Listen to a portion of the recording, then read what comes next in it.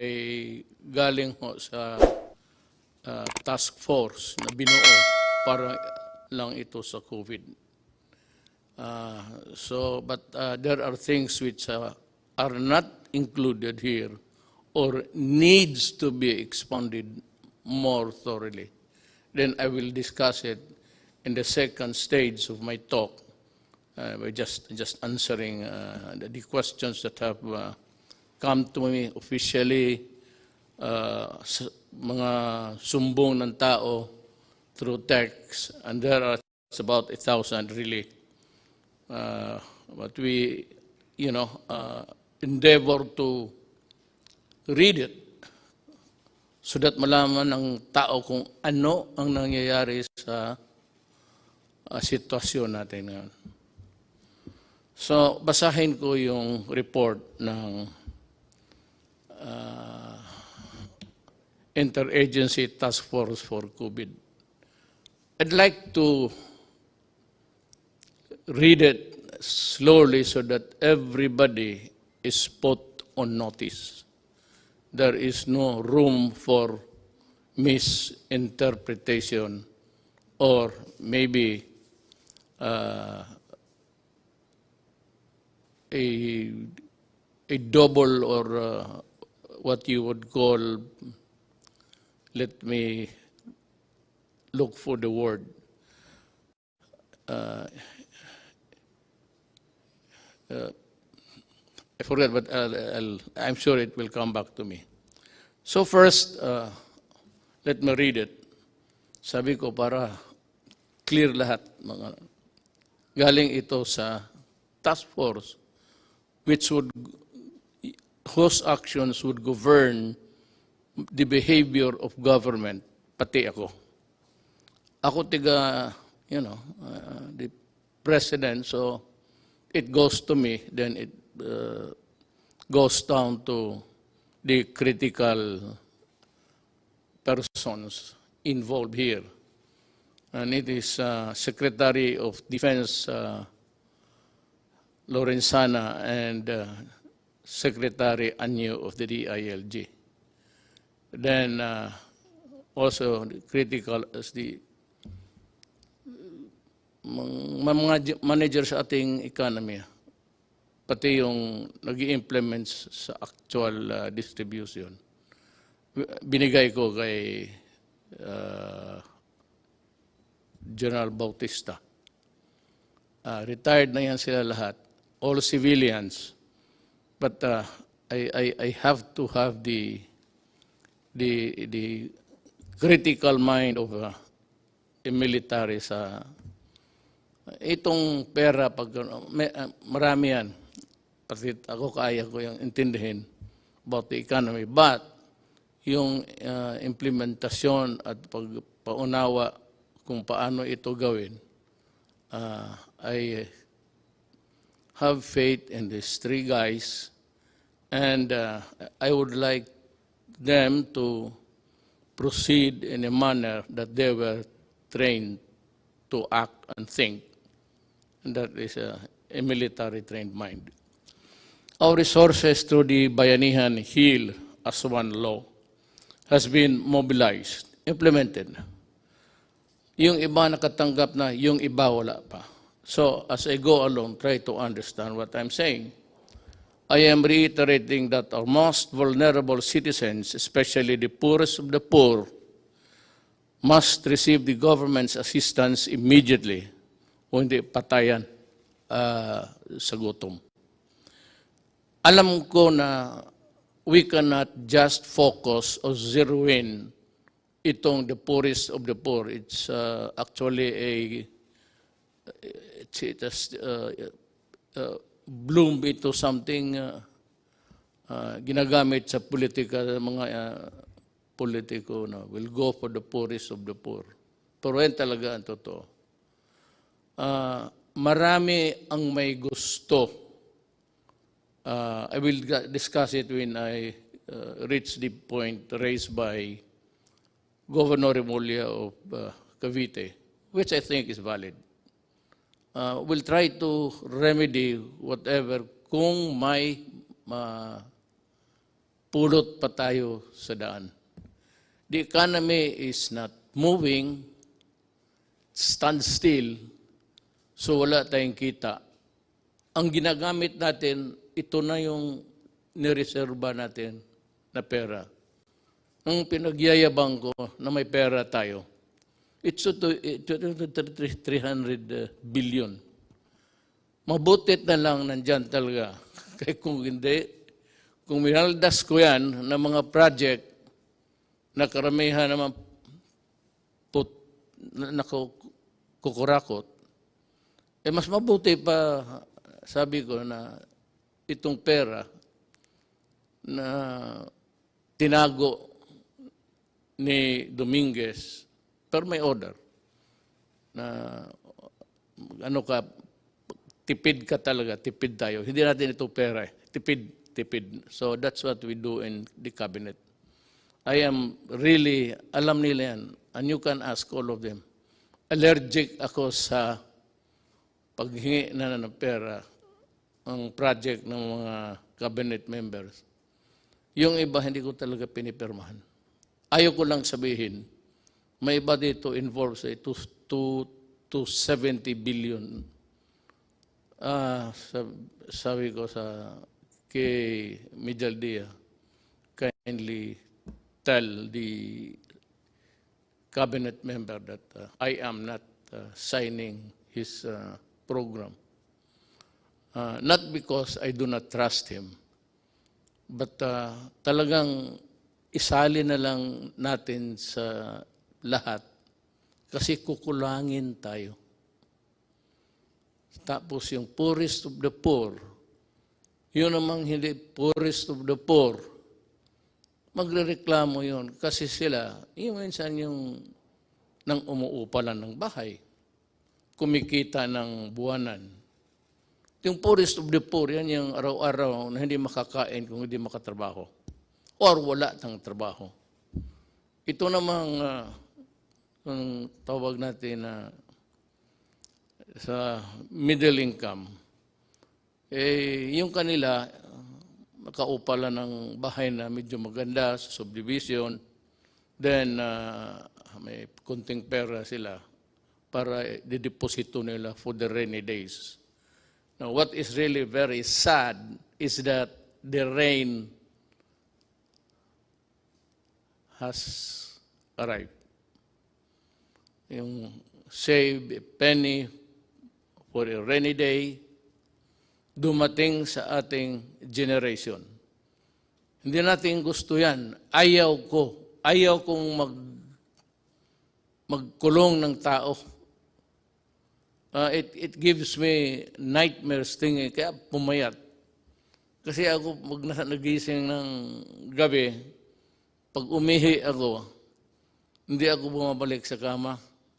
Diretso ako sa lounging chair at mag-isip na ako, maabutan ako ng daybreak, magtingin ako sa labas, sa bintana. Paano ko? Sa akin lahat maghiram o the 100 billion pesos for 1 month or the 270 billion pesos for 2 months yan, nakaprogram na as earlier estimated, is not enough. I'm calling on the Secretary of Finance to generate. Magnakaw ka, maghiram ka, wala akong pakialam, i-produce mo yung pera kasi pag naubos na ito,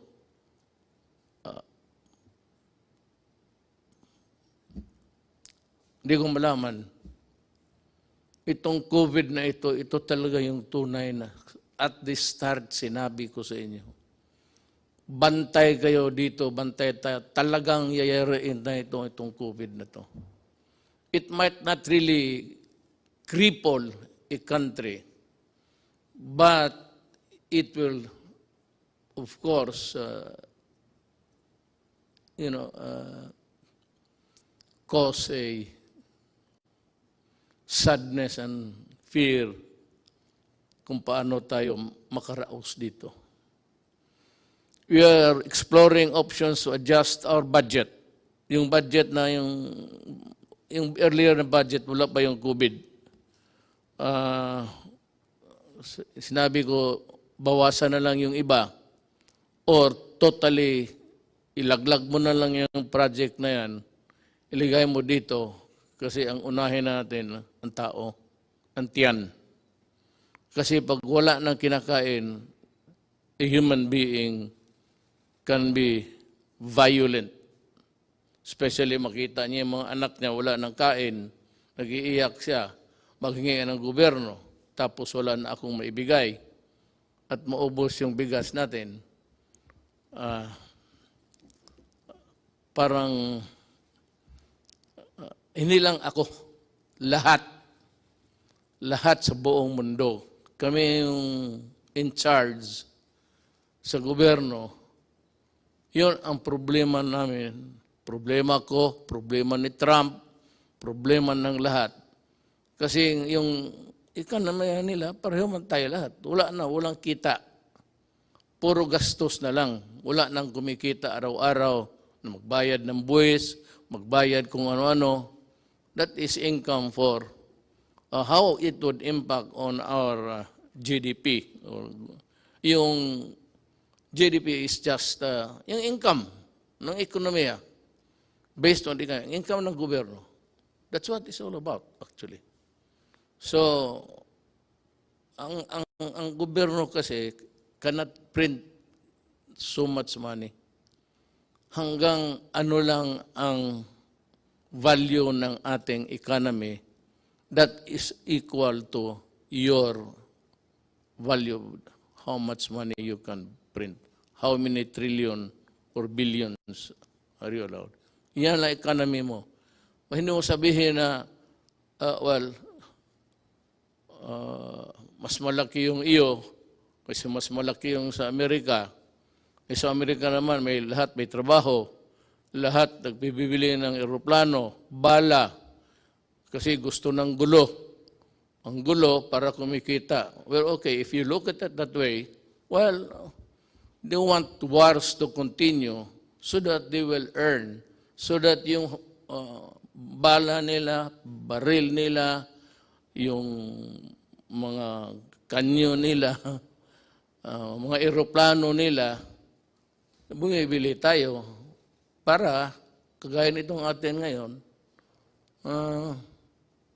patayin yung Pilipino kasi nagre-rebelde, nagkikidnap, tapos binababoy yung tao, pinuputulan yung ulo, pati mga sundalo ko. Ganun. So that is how it is. Everybody wants war, trouble, because kung wala ng gera, ang kita nitong mga to, these countries, producing the armaments and the lethal things in a inventory sa bodega. Ganun yan. Isipin mo na lang kung wala ng gulo. Sino magbili ng bala? Sino magbili ng baril? Yan ang isi-share ko, yung nalaman ko lang. The little knowledge that I have. I'm sharing it with you. I may need more minutes or hours to talk with you. But at least kung makinig kayo, you'd be able to understand even my paradigm, ang paningin ko sa buhay. At ang paningin ko kung saan ako tatagal. Saan ako pupwesto dito. Once again, I am asking the utmost cooperation of the public in these trying times. Let us see the needs of our poor brothers and sisters who are hit most by the pandemic. You know, lahat tatamaan ito. Kaya sa lahat ng bansa sa mundo, isang order lang, pasok kayo sa bahay, huwag kayong lumabas kung ayaw ninyong mahawa. But for those people, Filipinos who have to, go out to earn a living sa mga palengke, makikita mo naman, nobody's obeying the order. And,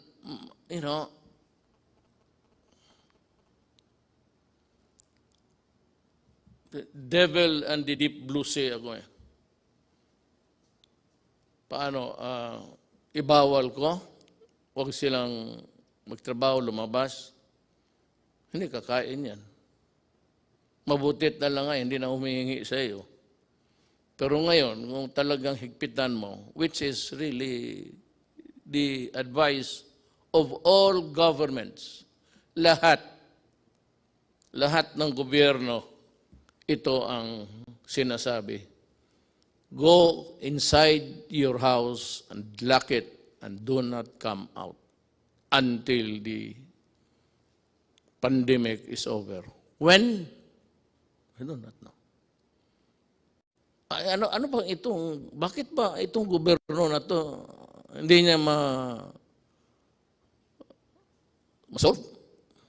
Ikaw, Duterte, lahat naman ng bunganga mo, hindi matakot yung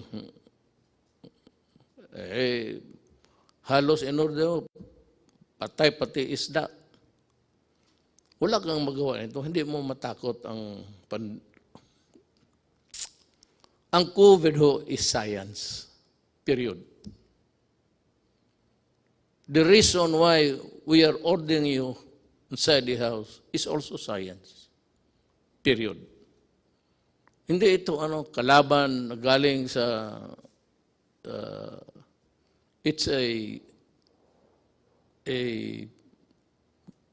goddamn microbe that's crawling all over the world. Sa Amerika, marami na ang patay. Italy, ang France, in one day, or was it Italy? In one day, 500 ang patay. So it's a deadly thing. That is why, huwag kayong lumabas. Kasi, alam mo ito, it's in the air. I hope you were able to see the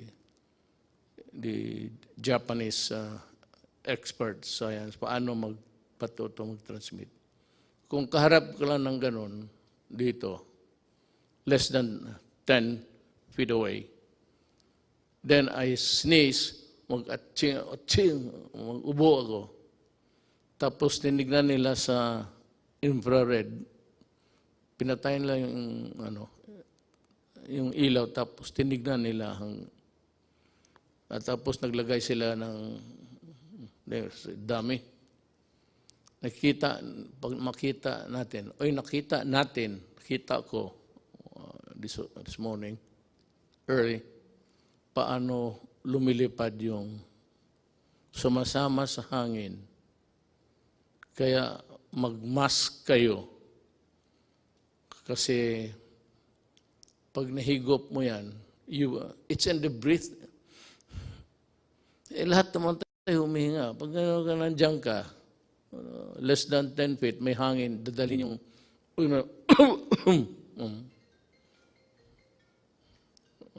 nagtawag na yung si microbe. Yan ang explanation ko. Bakit? Wala tayong panalo dito. Hindi ito. Kung mabaril lang ito, wala. Natapos na ito. Bigay ko lang sa isang kumpanya na sundalo. Dito, sa likod, maraming sundalo dyan. Hindi, tapos na sana ito. Pati sundalo nito. Kaya nakanawa ako sa mga sundalo at mga pulis. I hope that you understand. Kaya that was the reason why. Nagkatotoo ta prophetic. Dinoblig ko yung sweldo nila. At maraming pumalag. Teachers and all, bakit inuna ko? Sabi ko, Yung mga pulis pati yung military, utusan yan ang buhay ng bayan. Pag may sunog ang pulis, pag may gulo ang military, pwede silang mamatay. Kaya nga ako, umiinit yung ulo ko. Pag sinabi ng mga, pinuputol yung sabi ko, I said I was laying down the predicate. Alam mo yung mga tao talaga, yung mga opisyal, mga former generals pa, ikakat nilang paglumaban at ang buhay ng pulis or military nasa alanganin, baril kayo at sa ulo mo, kundi aabutan ka. And the classic example was yung sa Caloocan. I think it was about 2 months ago. 8? Or was it last year? Yeah. Nilapitan niya yung adik. May dalang knife.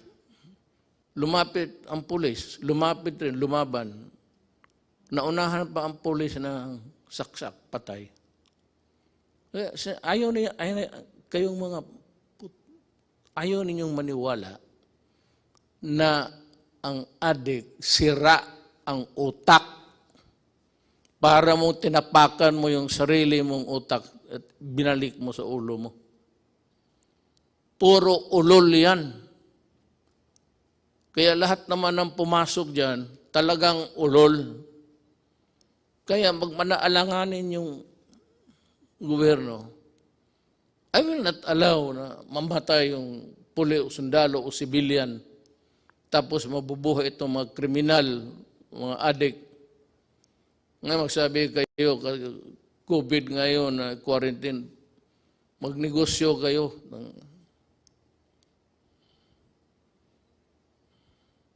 Wala nang malagyan eh.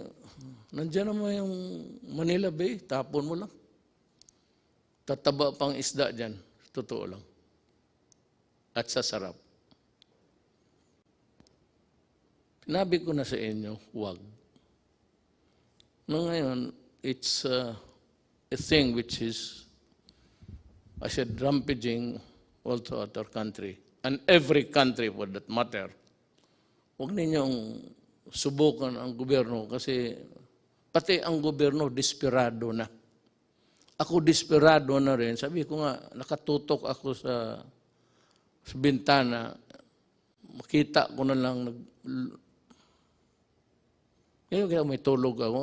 Kanina nagising ako mga 3 plus.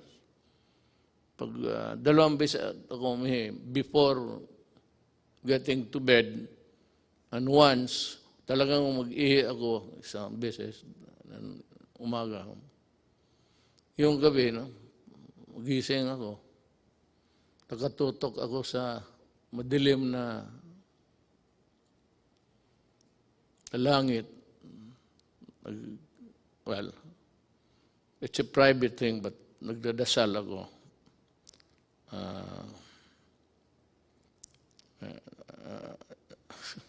Basta nagdasal ako para sa bayan ko. Kasi yung iba-iba ang Diyos nila eh. Oh, my God is the true God. It's only one God. Doon lang ako na, hindi ako nag-ano ng iba. One God lang ako para isang salita lang. Hindi na marami pa akong intermediary. Parang santo, checkpoint yan. Diretso ako. So hindi na ako nagsisimba. At ang Diyos ko is God the Father. He's only one.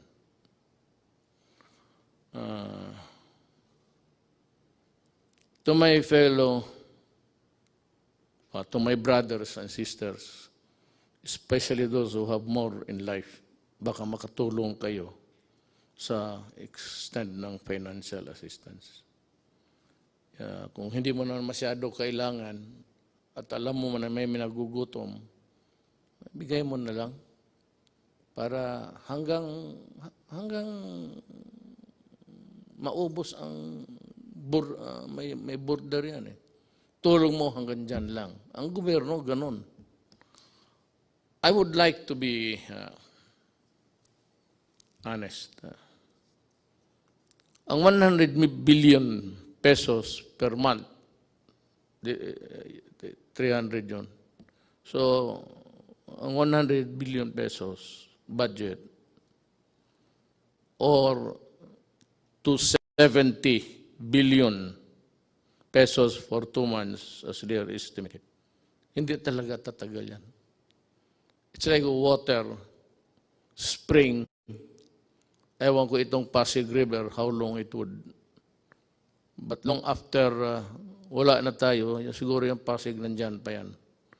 Pero hindi yan kagaya ng ating gobyerno na walang katapusan ang pera. Your money, money ko, money ng mga sinong may deposito sa bangko. Pag ginastos ko yan, mauubos talaga yan. Wala namang kita puro bigay na lang. So that is a problem. Kaya sana, Bisaya pa, dili na ang tubig mahubas po. Maybe this Pasig would take about 500 years to dry up, but it's not forever. Kaya, ako na, intindihin ninyo ako. Kaya kung may pera lang talaga, hindi ko hawakan yan. It is not my money. Hindi ko naman pwede manakaw. At kung manakaw ko lahat, anong gagawin ko sa pera na yan? Ang edad ko, I just turned 75 last month. With the remaining years, anuhin ko yan. May I ask itong, sige na, corruption, walang, ngayon itong mga nagpa-posturing, may sabihin ka, ang sentence mo, pulisya na, ang sabihin lang niya, bawal yung magpatay ang pulis. Nasira tuloy kung ano at bakit ka pwedeng patayin. At may bakit na hindi dapat pumatay ang gobyerno, o pulis o military. Nawawala tuloy sila kasi nagle-lecture, bawal yan. Alam mo, kayong mga opisyal na pulis, dumaan man kayo. Tignan natin yung record ninyo. One of these days. Sige nga. Magprangkahan tayo. Ilabas natin lahat. Ilabas mo kung ilan ang pinatay ko. O ilan ang kabit ko. At ilabas ko rin kung ano kayo. At sabi nagpapahiro. Stop it. Kukurnihan ang mga tao niyan. Na may mga salita kaagad kayo, balik ta rin. Yung naman ngayon, hindi pwede yan, dalawa, kasi bawal sa konstitusyon. Hindi nila alam, binabasa ko, batas mismo. Under the Constitution. Yung mga style na gano'n. So what's new? What's new with more than what is new? Ito nakasalasay ang I hope I pronounce it correctly. Nakasalay ang bayan natin sa pag-unawa sa ating isa't isa. Wala naman akong makuha sa inyo. Nagbabayad ako tuloy. Pati ako binabayaran. Daldal kayo ng daldal. Wala naman, alam ninyo, wala namang income. So, sino pinaparinggan ninyo? Sino yung trying to be smart elect. Yan ang nasa gobyerno ng iba. No, do not compete with me because you are not a lawyer. And a lot of you, you do not know your law. Sabi ko fiscal ako, 8 years ako nagtatrial. Lahat, anong kaso, rape, murder, police, pinatay, police nagpatay. So, huwag kayong mag-compete kasi may kulang eh. Tapos yung kulang ninyo, I will supply it and then ma-insulto kayo. So next time, look for a valid issue. Kung yung, basta may sinabi ka, lalo na yung favorite na extrajudicial death, lukso ka agad, maraming magsalita. Para lang makasalita. Wala namang ginagawa. At hindi naman nagawa. Nung nandoon kayo. You know?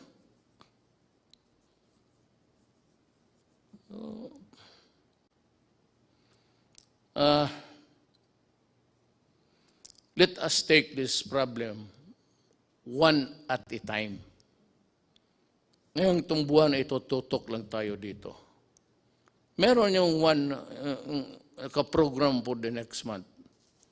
Pero kung gamitin ko yan ngayon at wala akong makuha, sa pagdating ng next month, saan kukuha?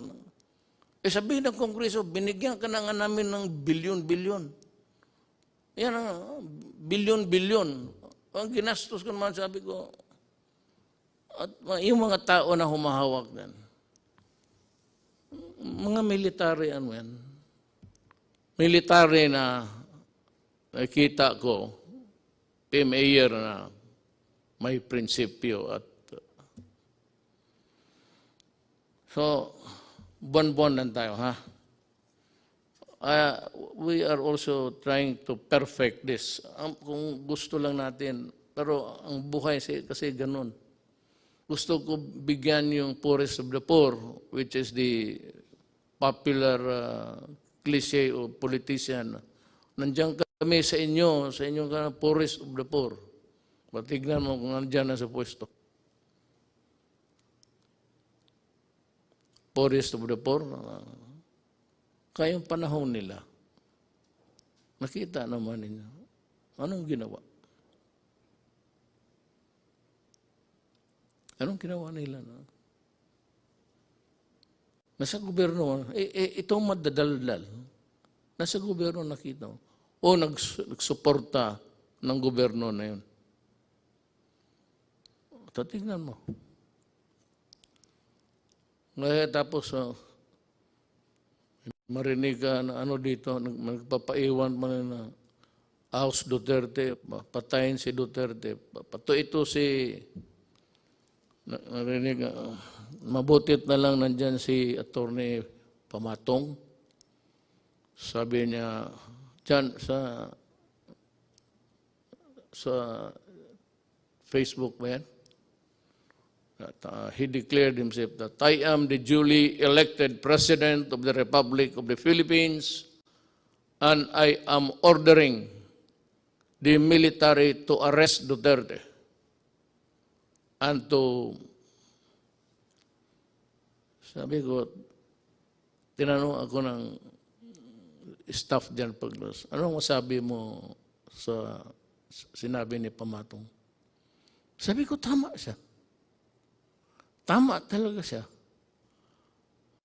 Sabi niya, siya lang ang he will solve the problem in 3 weeks. Sabi niya, ang military, kailangan arestuhin because nandito ako ready to solve the pandemic that has struck the entire planet Earth and he will solve the problem. Tama. Kung gano'n na siya, tama, I agree. Kung magpunta siya dito, mag-usap kami. Kung ang solusyon niya okay, then sabihin mo sa military na, Adre, tama si Amatong. Alis na ako.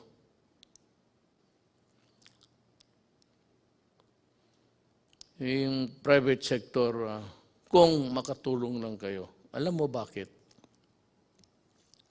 Hindi yung private sector na yung buwanan lang rin ang sweldo pero may bahay, either financing o umuupa sa category, unfairly though, middle class na yun sila. So sila, sinulatan ako ni Governor John Vic Remulla. He said, among the memo dumating sa akin is, ang humingi nito, among them is Governor John Vic Remulla, who is appealing to include the middle class in their constituency because kailangan rin nila. Ako, I agree. I know the political, economic horizon of the country. At least, nung akin lang, yung maliit kong sabi ko, hindi ako nagyayabang, maliit lang yung akin, how I deal with the problem. Alam ko, at kung maari lang, isali ko sila. But can they be included in the 270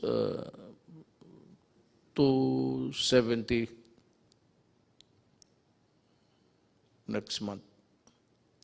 Hindi nga eh. 217, yun yan.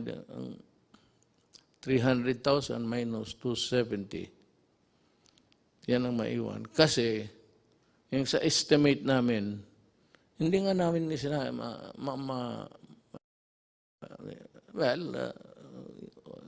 yung ilan ba dito talaga yung middle class na, at yung middle class na floating lang, nandun dyan lang.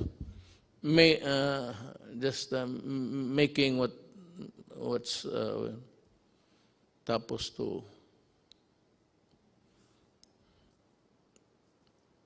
both ends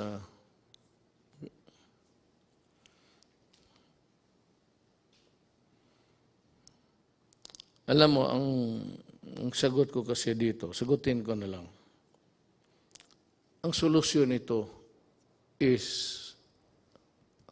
vaccine. Walang iba. Unless and until the bright boys, the scientific minds can come up with a vaccine or a previous, sabi nila yung sa malaria,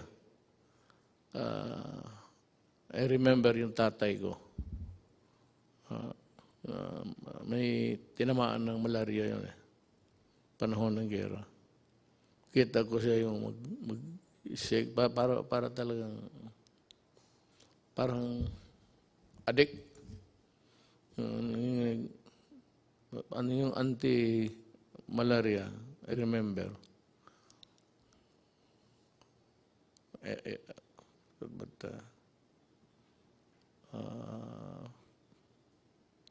mamaya sabihin ko. Alam mo, there are things, but I will like to, ayaw kong sabihin ko na hindi ko isali yung sa task force. Kasi sila yung mga doktor, sila yung mga economists, sila yung lahat ng tipon-tipon. Tapos experts ng anong field, infectious diseases or whatever. And they are better and to be there to help solve the problem. Tayong ako abogado, wala talaga ako. Wala akong maitulong except gagawin ko lang kung ano ang mabuti sa bayan na huwag baliktad. Pero kasabi nga dito, the resources is not infinite. Infinite is everlasting. It's finite. Finite is hanggang may border lang talaga. So sa buhay na ito, lahat talaga may border, pati ang buhay mo. O whatever it is, pera mo. Maraming mga mayaman dito noon, panahon estudyante po kami. Ngayon wala na. Because, ganun ang buhay. There's not enough money to go around. ang gusto kong maintindihan ninyo, na itong problema natin, talagang problema ito. Kung ayaw ninyong maniwala, edi kayo, basta ang pangkontra nito is stay home at huwag kang mahawaan because it's in the air. Nandyan sa hangin eh. Pero hindi niya magtagal yung mga virus sa labas, sa init. Pero nagkukontaminate yan madalas yung itong sana mapanood ninyo yung experiment ng ginawa ng mga Japanese doctor. At pinalabas doon sa Amerika. Ang Amerika talaga ang nawalop. Maraming patay sa Italy, Spain, France, pati Amerika. Ngayon, bumaba ang patay nila. Pero the prediction is really dire. For as long as there is no vaccine or any medicine that these men of science can think of to put an end to it, we will suffer. Hindi ko alam kung kailan kayo, sabihan ko sa inyo, bahay lang kayo. Hindi ko alam kung kailan ako makahatid ng pagkain sa lahat. Hindi ko alam kung saan ako magkuha ng pera.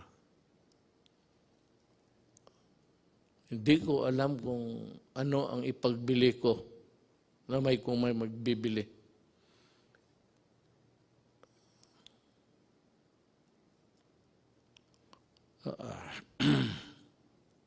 So just stay alert. Makinig tayo sa, hindi ito trabaho ng abogado ha.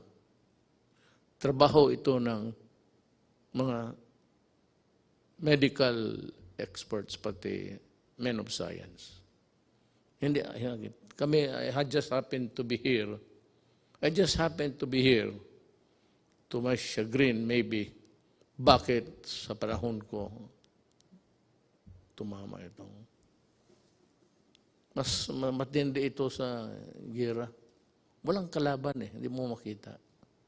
Kaya kita mo pati lahat, pati Taliban, takot sila. Lahat. Kasi yung pawis ng sagaran mo yung pawis, yung distance rule, social distancing. Okay, I just say distant rule. Isundin lang ninyo. Kung hindi ninyo masunod, well, I would say na hindi naman kasiguro kayo mamamatay. I hope not. I hope that you will not get sick. I hope that you will not die. Alam mo bakit kung mamatay ka? Sabihin ko sa iyo, galing hospital o saan ka clinic, your body can only be handled by people who are fully protected. Hindi ka na makahawak kung sino yung namatay. Ayaw ko nang magbanggit ng ano pa. Basta kung sino yung namatay, hindi mo mahawakan. Balot, diretso yan, tapos diretso sa sunugin crematorium. Hindi ka nga makaburol. You will not be allowed na magburol ka ng isang tao na matay sa COVID. Sunog talaga yan. Kaagad. Ora mismo. Hindi mo na makita. Makita mo na lang sa malayo na yan, kinakarga ng punerarya, car, funeral vehicle. Pero hindi ka na makalapit. Baski mayaman o mahirap. You will not be allowed to go near, touch the whatever it's. Wala, diretso na. At walang libing yan. Sunog. Kaya I am forced to say this because dapat ninyong what is really at stake. At ano ang, kung hindi kayo magsunod? And as I have explained, it is like yung kadena de amor. Habang may mag-ano pa, driver mo, o magpunta siya sa utusan mo, mahigop niya, bumalik siya sa kotse mo, magsakay yung anak mo, ikaw, makuha mo. Hindi na siya kailangan mag-atching-atching pa. Yung breath niya, yung ginawa niya, nasa kotse, yun. O anak mo, payagan mo, mag-socialize, mag-inuman, tapos may yung isa, may tama pala, kasi ang tatay niya galing sa ano, tapos isang kwarto, hindi niya alam na delikado yung enclose, mabuti pa buksan, aircon ka, buksan mo. Ano ko lang yan, kasi yan man sinabi ng hapon. Ganun ang interpretation ko. Ngayon, kailan matapos ito, Duterte, ang paghirap mo sa amin? Hindi po. Handa po akong, sabi ko, kung totoo yung pinapahirapan ko yung Pilipino, anytime po, sabihin ni Amatong bababa na ako, at sinabi ng military, totoo yan, subukan niya itong 3 weeks. Okay. Wala ka naman ako ano dyan para makatipid tayo sa bagay, wala nang burol na. Hindi yan yung patay mo na tatay, nanay, anak, asawa, na iburol na mag-iyak ka, marang magbisita. Hindi mo nga makita hanggang distansya ka lang. Hindi ka maglapit. Parang robot yung ano dyan eh. Lahat sila lang pwedeng humawak. Sila lang pwedeng magpasok doon sa burner ng katawan. Sila lang. Ikaw, tingin ka sa malayo. Yan ang consequence ng COVID. Ayaw kong sabihin yan. Pag yan ang totoo. At kung maniwala kayo o hindi, kung ayaw mong maniwala, di magpakamatay ka, makita mo kung saan ka dalhin at papaano ka. You are not even buried. You are, because you are a dirty carcass, patay, you must be destroyed by burning. Dahil sa COVID, the one single, ang ano sa atin, COVID. Lahat yan, yung problema natin sa COVID. Ang anong solusyon? Huwag kang mahawa. Paano po? Huwag kang lumabas ng bahay. Paano ang kain namin? Maghanap ka ng paraan. Pero, mag-ano ka lang, basta may mask ka lang. Kaya sinasabi, ay ako hindi, yung mask na, hindi naman ako magsasalita dito na parang gangster. Paano ko sabihin sa inyo, ito mo itong to. Matapang daw raw, kaya niya yung COVID. Magipag-usap sa atin. Hindi, risk go ko na yan.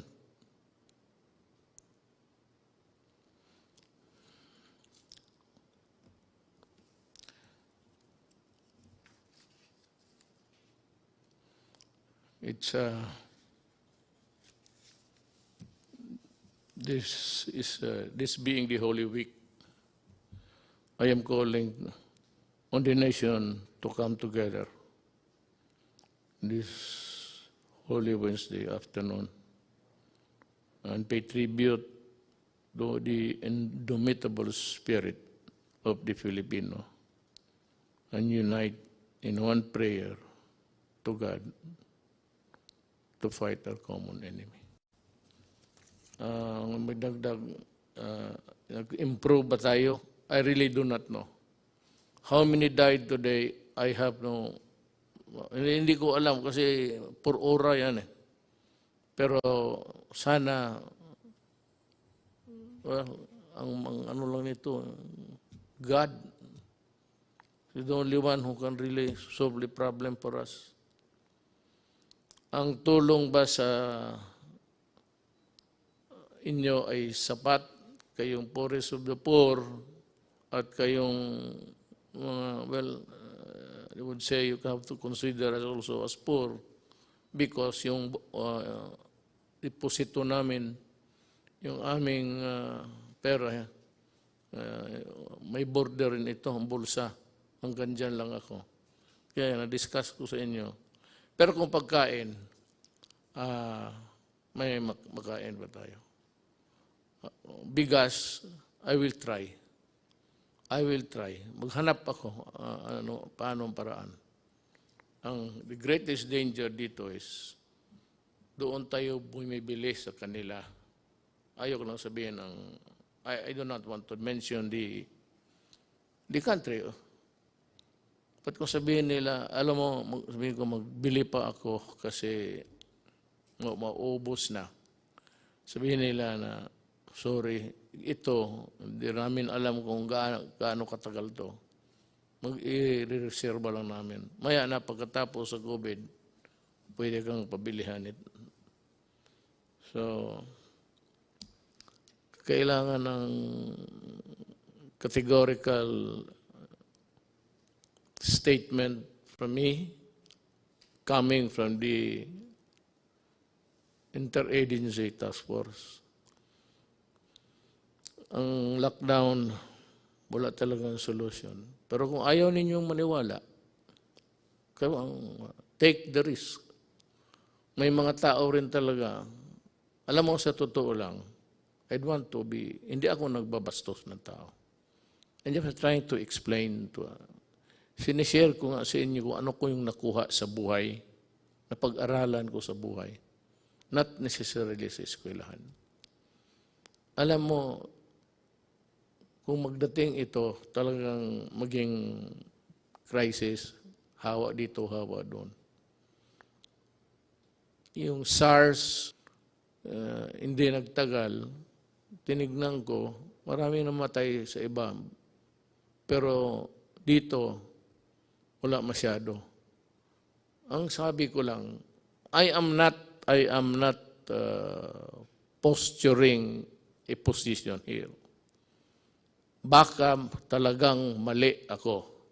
At ito namang depensyent to look for a yung statement na dangling para makapagsalita ang bunganga. Hindi ko, I am not, pero baka yung init something to do with it. I hope, that's just my prayer. There are a lot of people also coming up with that kind of thinking that maybe yung weather, climate, temperate zones, tropical, init, makatulong. So yan ang hiningi ko sa inyo, yung panawagan ko.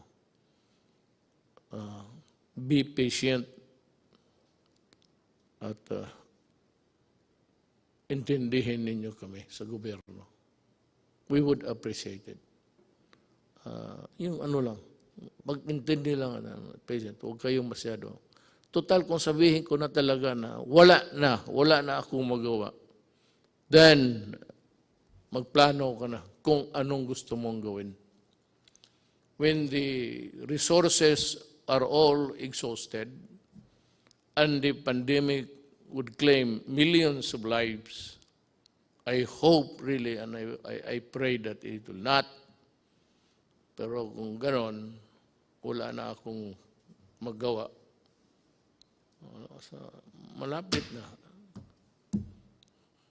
ilang buwan lang ang reserba natin. Ako handa akong ipagbili yung buong Dewey Boulevard sa gustong mag-reclaim. Bigyan niyo ako ng bigas.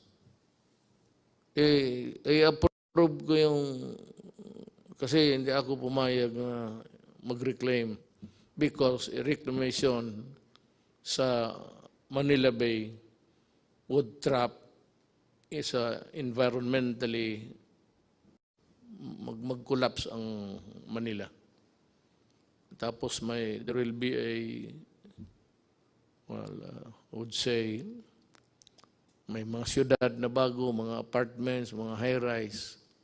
But then, the city of Manila, given its lack of yung water treatment o treatment sa waste o wala. So pag ganun ang ginawa mo, patay ang Manila. So sabi ko, kung gusto ninyo, you just wait for 2 more years. Bahala na kayo. Ang susunod sa akin, He will decide for us. Or if I do not reach the finish line, then my successor will do it for you also. Ako, lumalabas ako, hindi naman ako pwedeng ang lahat ng tayo magtago, wala na.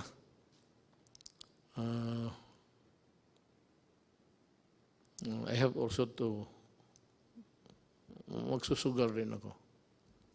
If you really want to know, we have discussed it actually even before this. We are inclined to extend the lockdown up to April 30. Tignan natin after that. In the meantime, magdo-double time kami doon sa tinatawag ninyong middle class. How is it defined or arrived at correctly? We will talk about this.